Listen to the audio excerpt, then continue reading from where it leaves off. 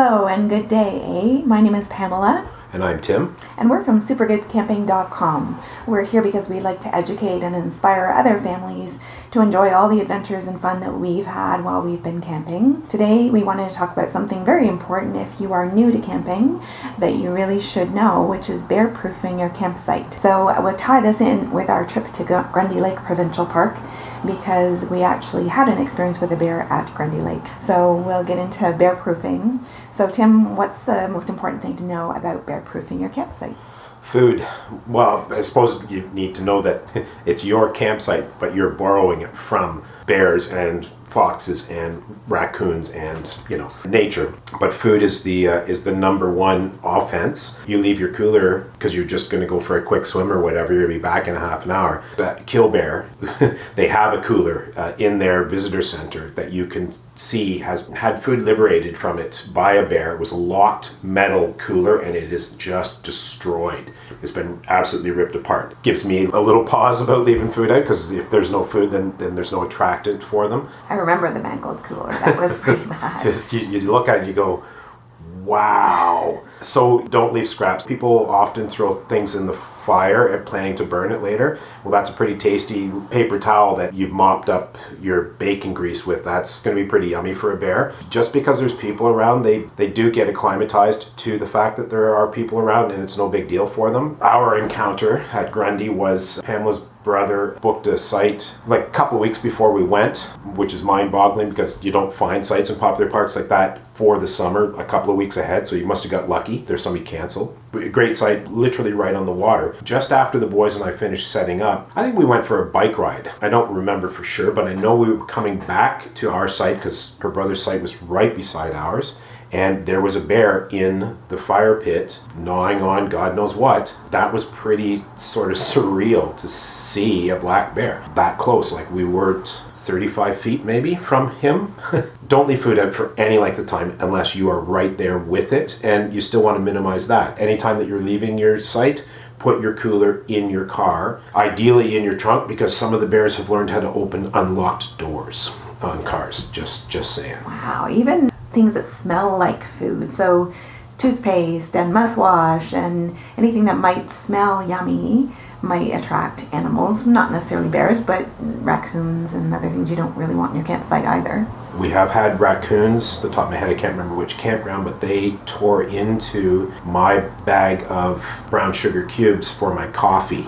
They managed to open one of the bins, and we listened to them on the picnic table having a very yummy snack. That was a brutal night because they kept coming back. They would come in and you could hear crunch, crunch, crunch, crunch, crunch.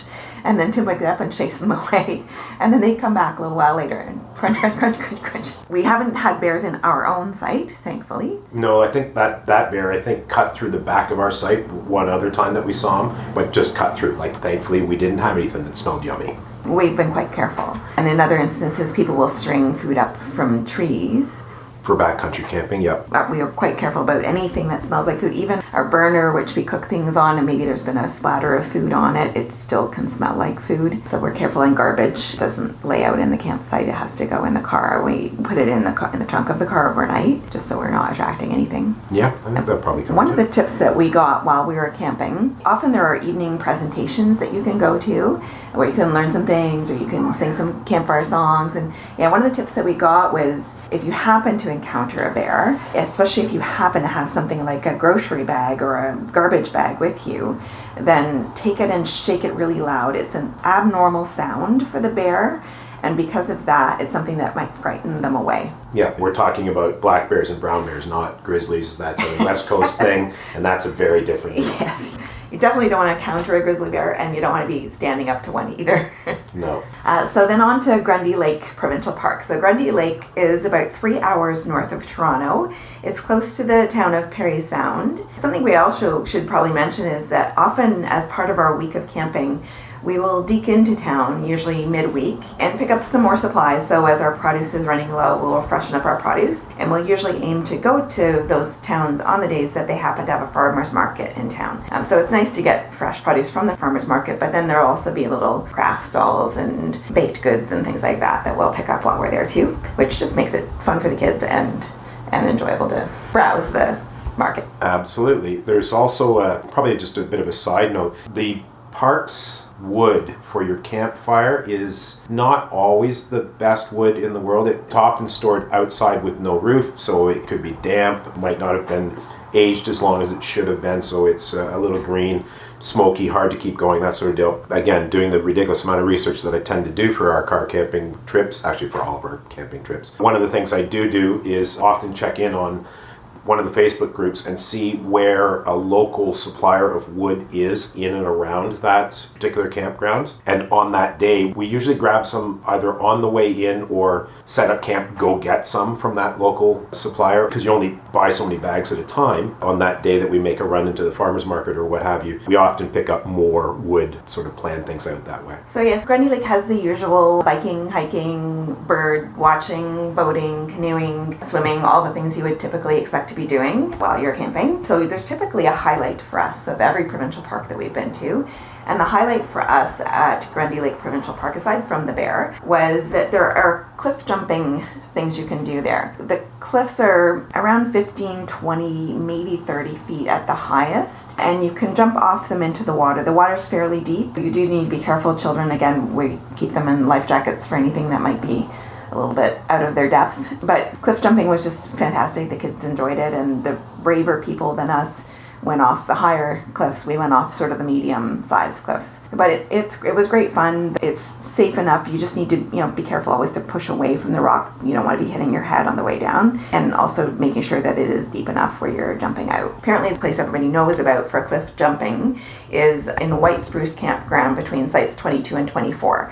There's no parking there, so if you want to go, you need to be able to hike or walk or bike in. There's a hiking trail that you can climb up to that site, and you're jumping into Gut Lake, which is one of quite a number of lakes. It has an awful lot of water. We personally went to 3, maybe 4 of the lakes. Gut Lake for the jumping. Grundy Lake, I think, is what we were almost camping on. We're like a few feet from there. And then Grundy Lake, pretty sure we went over and fished there for one day. That's it for me as far as Grundy Lake. Anything else? Any other thoughts, Tim? It's not, just for the record, it's not as pet friendly. In fact, they have a campground in there that is radio free and pet free. It's not like they're picking on the animals, just sometimes you get a barking dog, right? The trails are fantastic, but they're hiking exclusive trails. The roads themselves are great for biking. I know we did a bunch of biking, so yeah. Oh, there is a store. It's not an outfitter, but it does have an awful lot of camping supplies where you turn off of 69 onto 522. It's literally right on the corner there. If you need to pick up any supplies, little propane tanks for your burner or your mini barbecue, bug shirts or spray, we'll talk about that at a later date.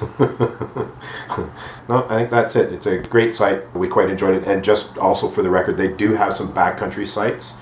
I know you can paddle into, short paddles, but I also believe there are some that you can hike into. So yeah, just to recap, bear-proofing your campsite, just to be careful to always put food away in your car, ideally in a locked car. The trunk seems like a safe place. It's out of sight because apparently they can also recognize the look of a cooler aside from the smell.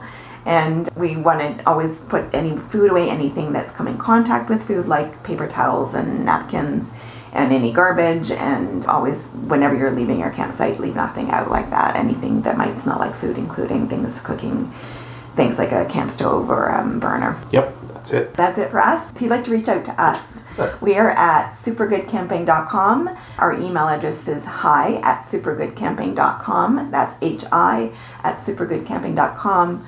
That's it for us. Have a wonderful day. Bye. Bye.